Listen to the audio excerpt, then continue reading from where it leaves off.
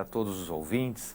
É uma alegria estar com todos vocês nesta manhã e inicio este programa com o agradecimento ao presidente da Arisp, Dr. Francisco Raimundo, e ao reitor da Uniregistral, o desembargador aposentado Renato Nalini. E o programa de hoje, na Jurisprudência Conectada, terá como tema o loteamento de acesso controlado e as respectivas taxas de manutenção cobradas por associação de moradores. Meu nome é Vicente de Abreu Almadei, sou desembargador do Tribunal de Justiça e nós selecionamos para vocês um julgado recente, julgado pela primeira Câmara de Direito Público do Tribunal de Justiça, que enfrentou essa matéria com algumas inovações. E daí, então, a importância desse julgado, que se apresenta, a meu ver, se não como pioneiro, mas como um dos primeiros julgados que trabalha, que enfoca o tema, especialmente da taxa de manutenção cobrada por associação de moradores, enfoca este tema à luz da nova lei de regularização fundiária. Então, é sobre ele que nós vamos nos debruçar e verificando alguns reflexos que isso tem na jurisprudência que foi sedimentada pelo Supremo Tribunal Federal, pelo Superior Tribunal de Justiça, antes da Lei de Regularização Fundiária. Os ouvintes fiquem à vontade, querendo compartilhar esta aula na rede social, e a gente vai iniciando já este tópico, inicialmente verificando quais são os pontos básicos dessa jurisprudência em exame e daquela jurisprudência a ser revisitada. Então, podemos verificar no próximo slide que o acórdão que nós vamos nos debruçar e a partir do qual nós ampliaremos o nosso leque de informações será um acórdão julgado pelo Tribunal de Justiça de São Paulo por sua primeira Câmara de Direito Público no dia 27 de fevereiro de 2018. O relator é o desembargador Marcos Pimentel Tamacia e esse é um agravo de instrumento. Portanto, aí nós já verificamos que, por se tratar de um agravo de instrumento, as decisões proferidas têm um caráter provisório, em cognição sumária, ainda não definitivo.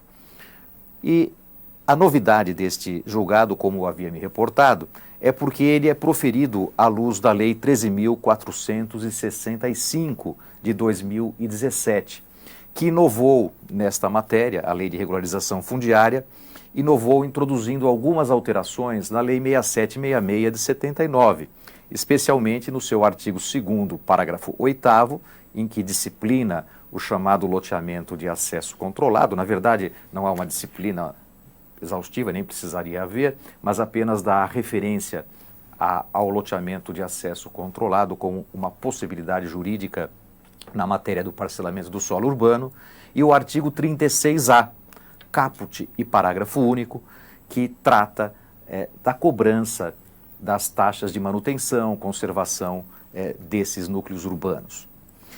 Esse julgado, então, ele, ao enfrentar a matéria à luz desta nova lei, ele também se reporta a alguns reflexos que vocês poderão encontrar tanto em outros julgados do Supremo Tribunal Federal quanto do Superior Tribunal de Justiça. Me reporto, numa primeira abordagem, a dois julgados importantes. No Supremo Tribunal Federal, nós temos um julgado em regime de repercussão geral, no recurso extraordinário 607-940, que tratou do tema 348, em que se fixou uma tese que tangenciava, pelo menos, ou enfrentava o tópico dos chamados condomínios de lotes de fato que eram instituídos, e também isto à luz dos chamados loteamentos fechados, que é matéria correlata aos loteamentos de acesso controlado previstos atualmente no artigo 2º, parágrafo 8º da Lei 6766, por força da Lei de Regulação Fundiária. E o outro julgado em que isso tem um reflexo também é o julgado representativo de controvérsia do Superior Tribunal de Justiça no tema 882. E nós sabemos que esse tema 882 é um tema que truncava ou limitava ou tornava bem dificultoso o ponto da cobrança das taxas de conservação, manutenção, nos casos de loteamento fechados. E agora, o que isso tem reflexo ou sofre alguma influência da inovação legal e como isso foi verificado pelo Tribunal de Justiça de São Paulo no julgado que será agora examinado. Comecemos então a ampliar o leque desse exame, verificando o caso. Então, no próximo slide, vocês vão ter atenção ao caso que foi colocado em julgamento, a decisão que foi recorrida, e a partir daí, então, a gente desenvolve um pouco das fundamentações. Primeiro, o caso envolve uma ação civil pública, e essa ação civil pública ajuizada pelo Ministério Público do Estado de São Paulo em relação a um loteamento com características de loteamento fechado, portanto com o seu perímetro murado e com uma portaria de acesso para a entrada nesse loteamento fechado. O Ministério Público entrou, portanto, com uma ação civil pública com pretensões cominatórias, isto é, obrigações de fazer e não fazer em torno desse parcelamento do solo urbano, desse loteamento no município de São Sebastião, procurando, ante a ilegalidade ou a irregularidade que se alega do seu fechamento, procurando impor algumas obrigações no âmbito desse núcleo urbano.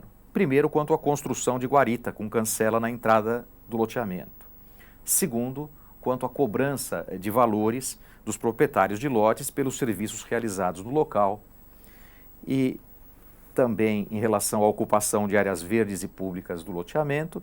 E terceiro, quanto à irregularidade alegada que tange ao próprio fechamento do loteamento com muros. Então esse é o objeto da ação que está posta em juízo e, no caso aqui, o objeto do recurso é uma decisão provisória que foi proferida pelo juiz de primeiro grau de jurisdição, em que ele deferiu uma tutela de evidência e uma tutela de urgência. A tutela de evidência deferida, e que é objeto, portanto, da decisão recorrida no agravo de instrumento, é para que a ré se abstenha de cobrar eventuais valores relativos ao serviço de coleta de lixo orgânico, coleta seletiva aos não associados, bem como outras taxas de manutenção. Então, num primeiro momento, essa tutela de evidência é para que a ré se abstenha, a associação de moradores, se quiserem assim dizer, se abstenha de cobrar taxas dos moradores, dos titulares de direitos reais, proprietários ou outros titulares, de cobrar taxas de manutenção a qualquer título que seja. A segunda parte dessa decisão, ela deferiu uma tutela de urgência. E ao deferir essa tutela de urgência, ela teve o fim de obrigar a ré a não proibir, não restringir ou não praticar qualquer tipo de ato que iniba ou limite o acesso às áreas verdes e públicas do loteamento. Então, diante daquela ação civil pública, tivemos essa decisão provisória, numa tutela de evidência e uma tutela de urgência, e isso foi objeto de agravo de instrumento. Então, no próximo slide, nós poderemos verificar qual é o objeto agora do agravo de instrumento. Ante aquela decisão, o que a agravante pede? A agravante é a ré. Coloquemos assim, no sentido amplo da palavra, uma associação dos moradores, a sociedade que gerencia a dinâmica e toda a gestão das cobranças de taxa e dos interesses comuns daquela comunidade. Nós temos então no agravo de instrumento que ela apresenta por objeto a finalidade que ela pede, a agravante, em permitir a continuidade da cobrança da taxa de manutenção e também para permitir o funcionamento da guarida. E essa guarita que se quer manter o funcionamento para controlar o acesso isto é, solicitar documentos de quem lá se apresenta para ingressar no núcleo urbano, identificando os motoristas, fazendo registro de dados de veículos e fazendo esse controle de acesso nas portarias. A solução do agravo do instrumento foi a de provimento do recurso. Deu-se provimento ao recurso, portanto, a agravante foi permitida a agravante a continuidade da cobrança da taxa de manutenção e também permitida a agravante manter o funcionamento da guarida, controlando o acesso de pedestres e de veículos ao local. Mas que novidade tem essa decisão? A novidade é a sua fundamentação à luz da Lei 13.465 de 2017, especialmente nas inovações que ela fez à Lei 6766. Repito, ao artigo 2º, parágrafo 8º e ao artigo 36A da Lei 6766. Isso justificou, no caso, obviamente, repito, em exame provisório, numa cognição sumária, ainda não em caráter definitivo, mas justificou-se o quê? Minimizar o impacto da orientação contrária do STJ na tese 882 em recursos repetitivos e também da orientação do Supremo Tribunal Federal em recurso extraordinário que já tratou desse tema, especialmente quanto ao óbice de cobrar taxas de manutenção nesses casos de loteamento fechado ou de acesso controlado. Então, o Supremo Tribunal Federal, o Superior Tribunal de Justiça e especialmente o Superior Tribunal de Justiça, já definida a tese 882, inibem essas cobranças. E agora nós tivemos um agravo de instrumento em que diz que pode-se manter a continuidade dessas cobranças porque nós temos uma inovação legal que, a princípio, minimiza, se não derroga, aquela orientação da tese fixada pelo STJ no tema 882. Daí a relevância. Nós já verificamos em outros acórdãos do Tribunal de Justiça, especialmente da seção de direito privado, porque a matéria que toca a cobrança das taxas nos loteamentos de acesso controlado, essa matéria ela é basicamente de direito privado e não de direito público, porque ela envolve o titular do domínio do lote, o proprietário, o morador e a associação de moradores. É uma relação de direito privado, não é? E então é o direito privado que vai realmente disciplinando essas matérias, vai julgando essas matérias quando se apresentam os recursos. E os julgados que eu tenho algum conhecimento da seção de direito privado que trata desta matéria, ele ainda não chegou a enfrentar essa matéria, considerando a luz nova, em conflito com a tese 882 do STJ, porque se entendeu nos casos que se apresentou até então que nós estamos diante de uma inovação legislativa e, portanto, a lei ela vale daqui para frente. Ela não apanha os casos anteriores. E por não apanhar, por não ter um efeito retroativo em relação aos casos anteriores, eles ainda continuam nos julgados que se apresentaram até agora, e de que eu tive alguma notícia, eles continuam seguindo a orientação da tese 882 do STJ, que, de algum modo, inibe a cobrança dessas taxas.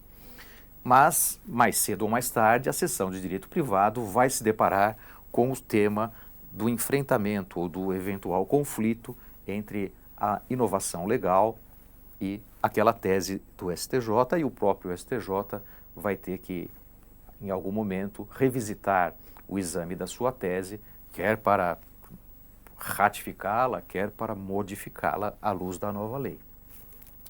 O fato é que neste agravo de instrumento, isso já foi enfrentado. E por que foi enfrentado? Porque nós não estávamos aqui no agravo de instrumento diante de uma aplicação retroativa da lei a um fato passado. Não, nós estávamos diante de uma ação cominatória, uma obrigação de fazer, que diz respeito ao que será cobrado no futuro. Então, desde já, era preciso enfrentar o tema da lei nova. né? Porque eu estou diante de cobranças que serão projetadas no futuro e, portanto, para o futuro, a lei nova já se aplica.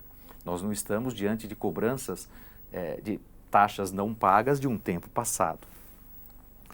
Portanto, aqui nós tivemos essa inovação e, eu repito, me parece que se não foi o primeiro julgado do Tribunal de Justiça a enfrentar esta matéria, ele é ao menos um dos primeiros. Então, esse é o agravo, aquela foi a solução e esta é a novidade que toca esses pontos reflexivos dos julgados do STJ e do Supremo Tribunal Federal. E agora podemos, então, trabalhar alguma discussão em torno dessa matéria. Então, comecemos no próximo slide a verificar como se interligam esses temas. Primeiro, a partir da lei. Depois, considerando não só um julgado do Supremo Tribunal Federal, mas também um tema que ainda está aberto um tema que já foi definido no Supremo Tribunal Federal. E o nosso acórdão que está em referência. Então, qual a fonte, qual o comando ou fundamento dos julgados ou da lei? Eu disse para vocês que esse julgamento ele tem duas frentes de fundamentação e, portanto, duas frentes de tratamento dessa matéria do loteamento de acesso controlado. Uma primeira frente de atuação, frente de exame e, portanto, de decisão, é a possibilidade ou não do controle do acesso, a guarita. A guarita estava ali e é preciso continuar ou não, permitir ou não que a associação de moradores continue fazendo o controle da guarita do loteamento fechado ou não. Esse era um objeto do recurso. O segundo é da taxa. Nós vamos examinar, em primeiro plano, o ponto do acesso controlado. O ponto do acesso controlado. Essa guarita, ela continuará ou não funcionando? É permitido ou não que a associação de moradores, pelo menos num juízo provisório, num juízo preliminar, num agravo de instrumento, que continue ou não funcionando? Comecemos com o que diz a lei atualmente. A lei atual, que nós nos reportamos, é o artigo 2º, parágrafo 8º da Lei 6766, na redação que lhe deu a Lei 13.465 de 2017, que tem a seguinte redação: constitui loteamento de acesso controlado a modalidade de loteamento definida nos termos do parágrafo 1º deste artigo, cujo controle de acesso será regulamentado por ato do poder público municipal, sendo vedado o impedimento de acesso a pedestres ou a condutores de veículos não residentes, devidamente identificados ou cadastrados. Então, me parece que com esse ponto na lei federal, cai por terra toda a argumentação que inibia o loteamento fechado, pelo menos no plano da doutrina, em que havia muita discussão sobre isso e alguma coisa em torno de jurisprudência. Mas é verdade que o próprio Supremo Tribunal Federal, no recurso extraordinário 607/940, já havia enfrentado essa matéria, ainda que não diretamente no ponto do loteamento fechado, porque o caso que estava sub júdice era um caso de condomínio de lotes de fato e, portanto, irregular.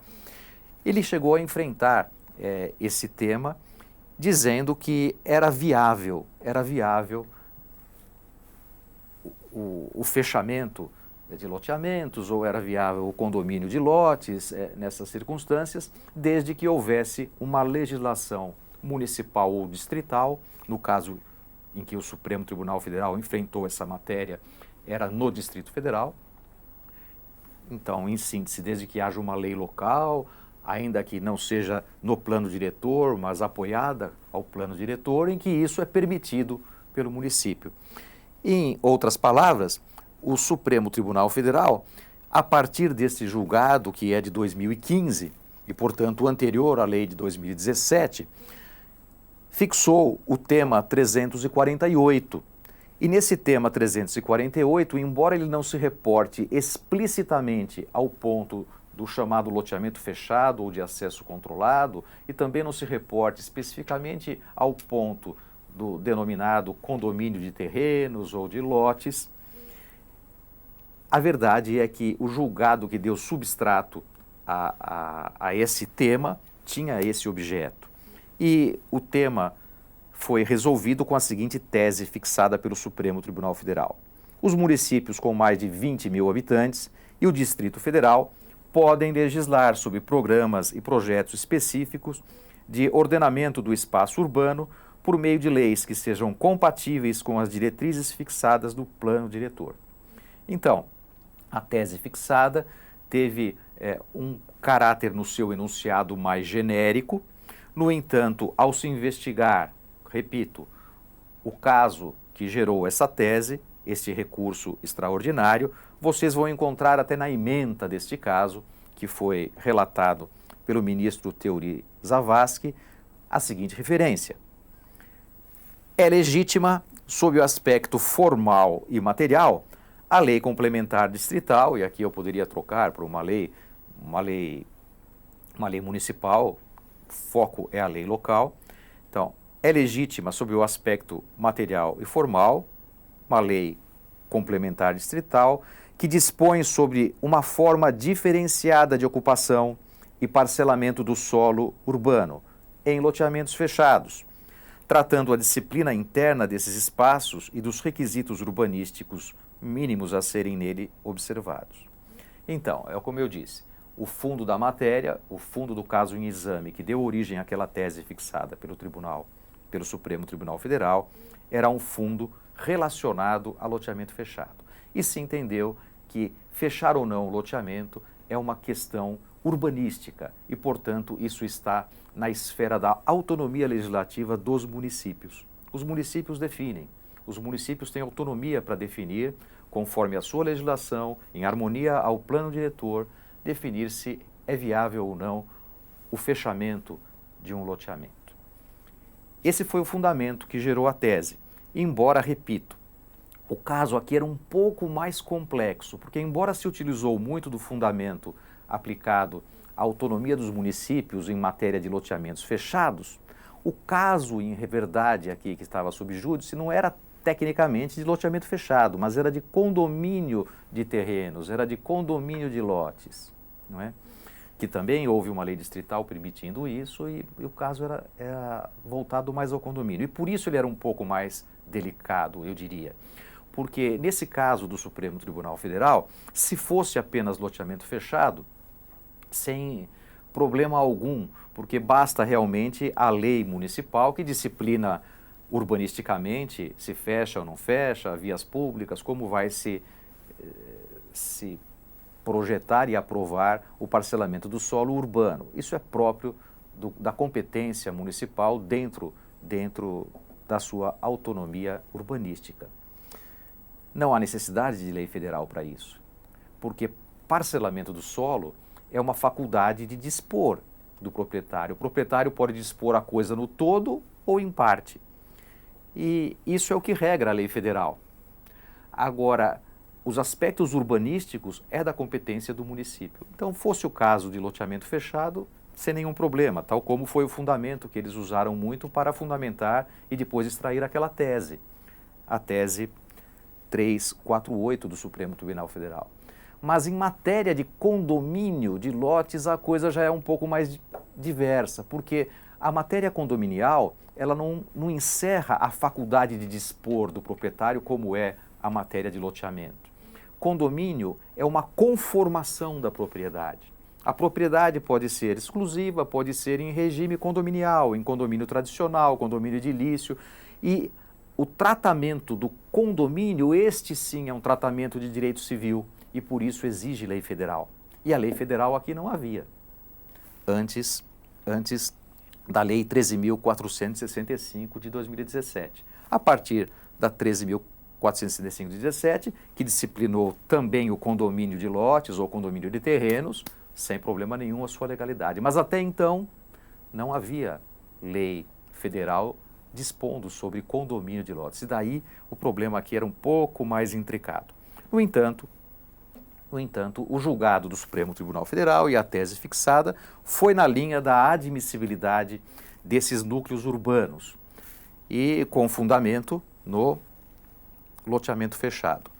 Ora, agora a Lei 6766, no seu parágrafo 8º, artigo 2º, explicitando a viabilidade do loteamento fechado, denominado hoje como loteamento de acesso controlado, a meu ver, corretamente, ela espanca qualquer dúvida quanto à admissibilidade deste novo modelo de parcelamento.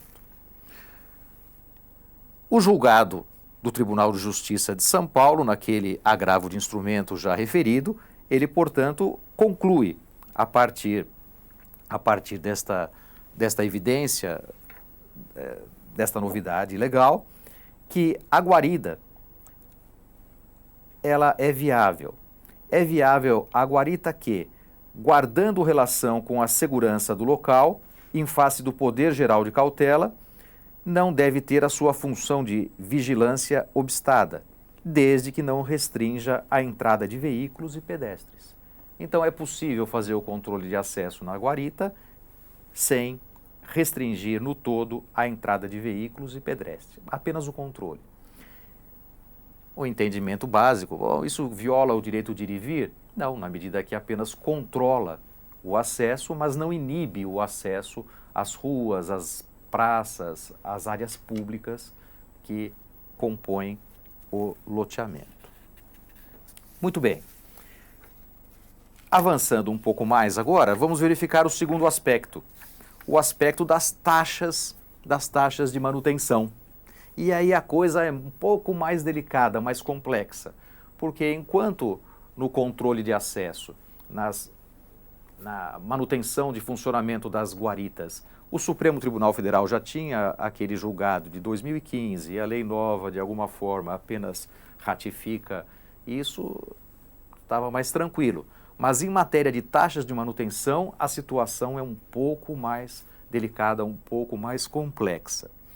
Vejamos em primeiro lugar, então, a lei, depois o julgado do Supremo Tribunal Federal, o tema definido pelo Superior Tribunal de Justiça e o acórdão que nós examinamos como enfrentou a matéria, nos seus fundamentos.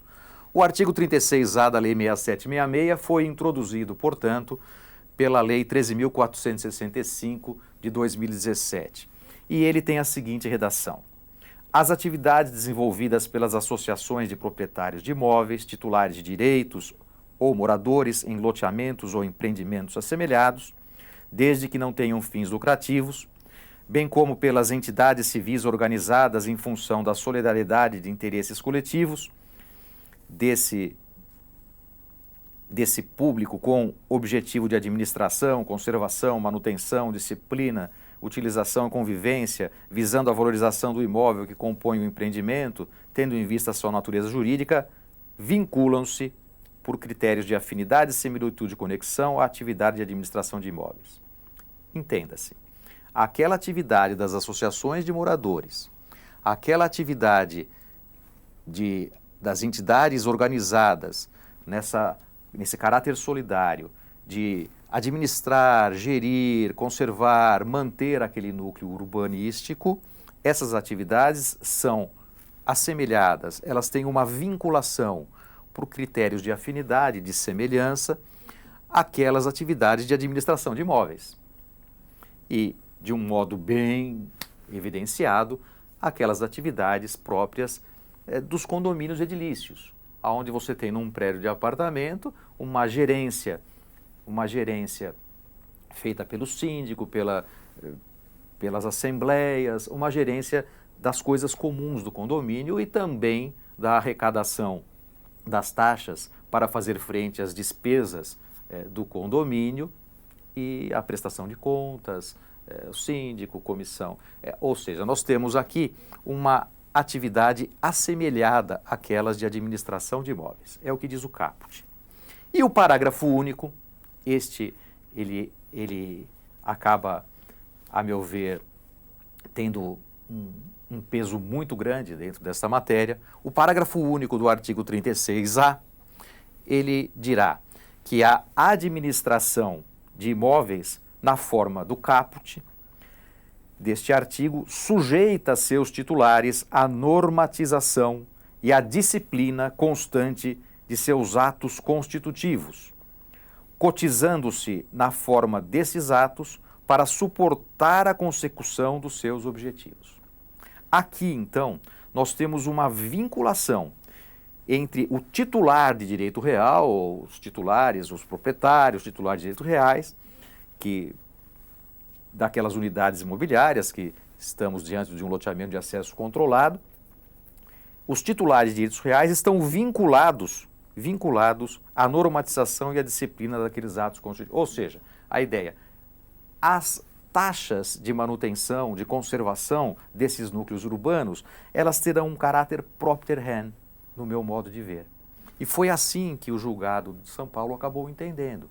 Tem um caráter de obrigação que está vinculada em primeiro plano à coisa. E aquele que é dono da coisa tem a obrigação de custear. Não é uma obrigação propriamente vinculada à pessoa de quem é associado. Desvinculou isso, trabalhando isso, tal como uma obrigação condominial, uma obrigação de pagar a taxa de condomínio, obrigações propter rem, tal como já bem definido pela jurisprudência e sedimentado na doutrina também. Muito bem, esta é a lei. O Supremo Tribunal Federal, ele tem um tema 492. E nesse tema 492, ele se reporta a esse tema 492, é um tema ainda aberto, que diz o seguinte: cobrança por parte de associação, taxas de manutenção, conservação de loteamento imobiliário urbano de propriedade não associado. Ou seja, o Supremo tem um tema ainda aberto, ainda não julgado, em que deverá se pronunciar e definir se isso viola ou não a Constituição. Ofende ou não os artigos que disciplinam a livre associação e a livre retirada das associações, porque nós somos livres pela autonomia da vontade de nos associarmos a um ente associativo, uma entidade associativa, e nós somos livres para sair também. E eles querem saber aqui, por esse tema 492, que está aberto com repercussão geral reconhecida no recurso extraordinário 695-911, de relatoria do ministro Dias Toffoli, ainda não julgado, repito, eles têm esse tema a ser enfrentado para verificar se isso viola ou não a liberdade associativa. Independentemente deste tema que ainda está aberto, o Supremo Tribunal Federal chegou já a se pronunciar em 2011, no recurso extraordinário 432-106 do Rio de Janeiro.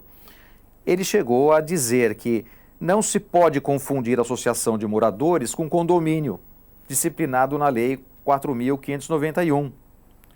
E por isso descabe, a pretexto de evitar vantagens sem causa, impor mensalidade a morador ou a proprietário de imóvel que a ela não tenha aderido.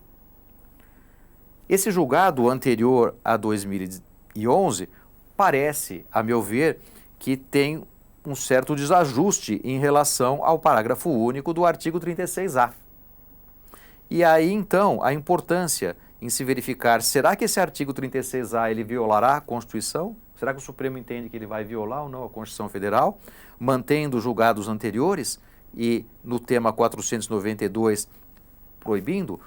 Ou o Supremo Tribunal Federal dirá que não, será possível a cobrança das taxas de manutenção desses loteamentos de acesso controlado.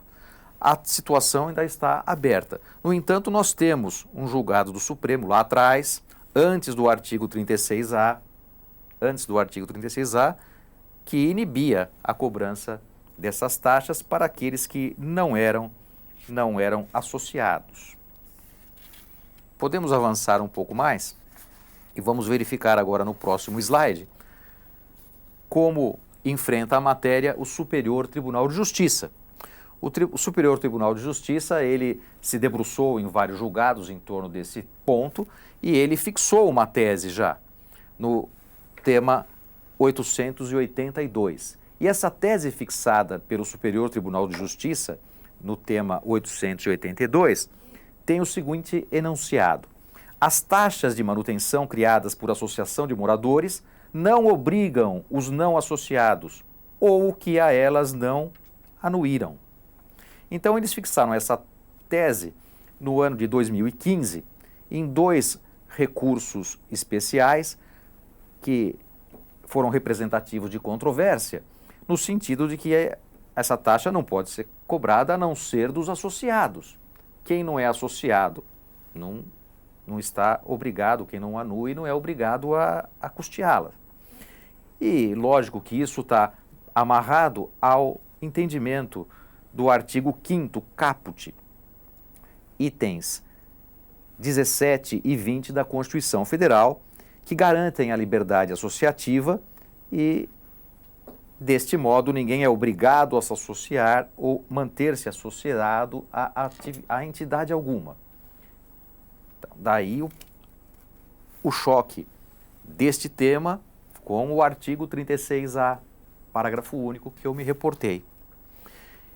E como o Tribunal de Justiça de São Paulo enfrentou esta matéria naquele agravo de instrumento. Verifiquemos só alguns fundamentos que vocês podem colher até da ementa desse julgado que nós estamos examinando.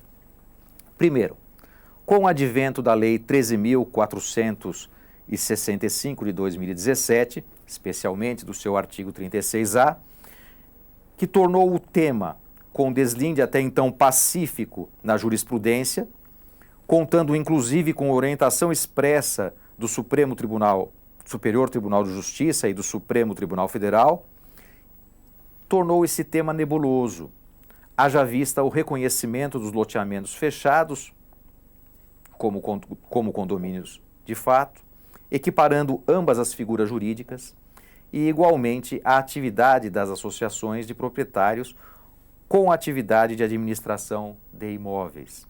E prossegue o fundamento desse julgado. Despesas comuns internas passariam a se equiparar às obrigações propter rem, em modo equivalente ao regime condominial. E assim, com esse fundamento, tendo em vista a inovação da Lei de Regularização Fundiária na alteração da 6766, introduzindo o seu artigo 36A, entende que isso ao menos minimiza, ao menos tira aquele caráter de evidência de uma tese que até então era pacífica e tranquila. E daí então permitiu-se a continuidade das cobranças, aqui também com um detalhe interessante que o julgado traz, que é a questão que diz respeito à inibição dessas cobranças de uma vez por todas. A inibição dessas cobranças do ponto de vista coletivo.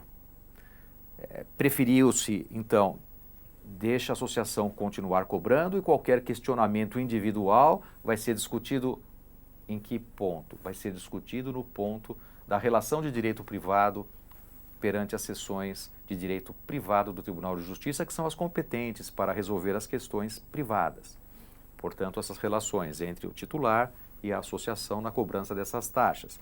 Mas do ponto de vista do direito público, do ponto de vista dessa relação de reconhecimento de uma irregularidade na coletividade dessa cobrança, vinculada a uma irregularidade do loteamento fechado, que estava em exame no caso, se entendeu que era melhor não obstar no todo a cobrança dessas taxas.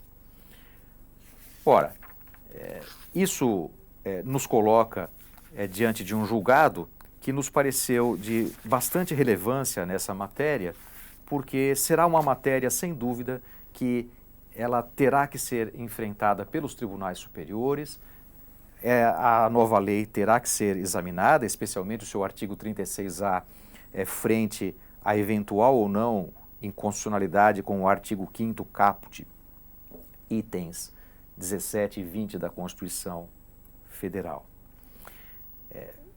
Termino apenas aqui esse ponto, me referindo a uma opinião pessoal minha, uma opinião que, digamos, ela tem um caráter mais doutrinário do que qualquer outro ponto no exame. Me parece que a jurisprudência comentada hoje, ela tem um viés de forte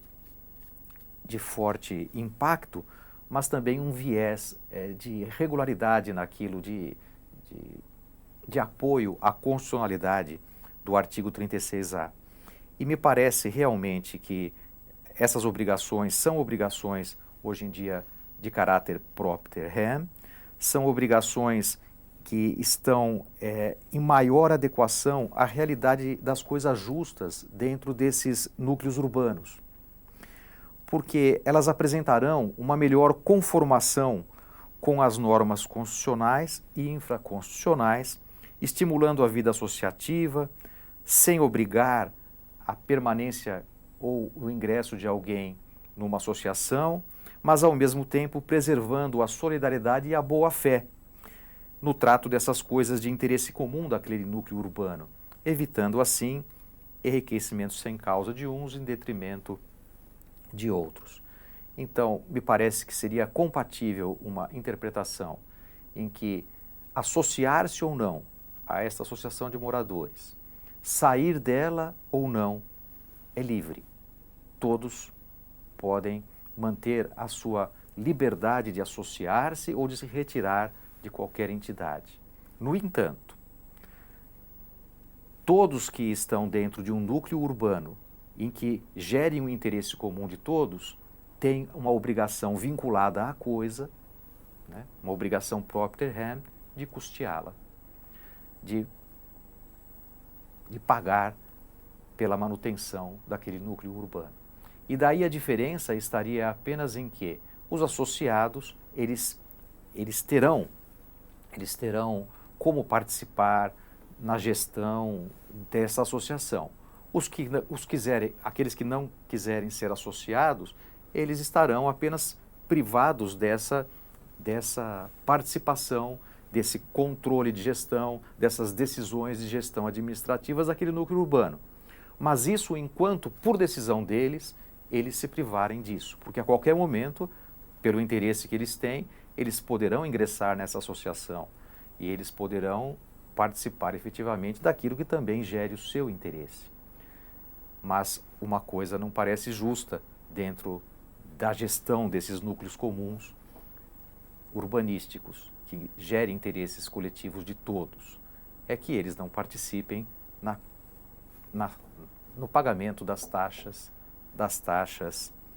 de manutenção dos loteamentos de acesso controlado.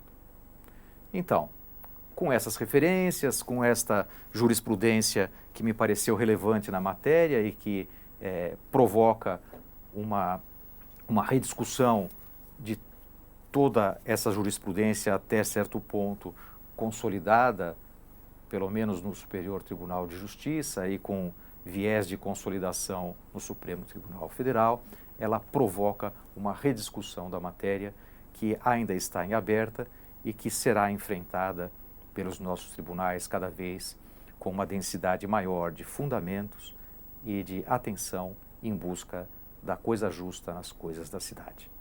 Muito obrigado pela atenção de todos e espero com isso fazer com que a jurisprudência conectada esteja também conectada com todos os ouvintes, não só com o que acontece nos tribunais, não só com o que é proclamado nas aulas que são colocadas ou nas transmissões que são feitas, mas também seja um estímulo para que todos os ouvintes fiquem sempre conectados com o que está acontecendo nos tribunais. Muito obrigado e, novamente, um bom dia a todos.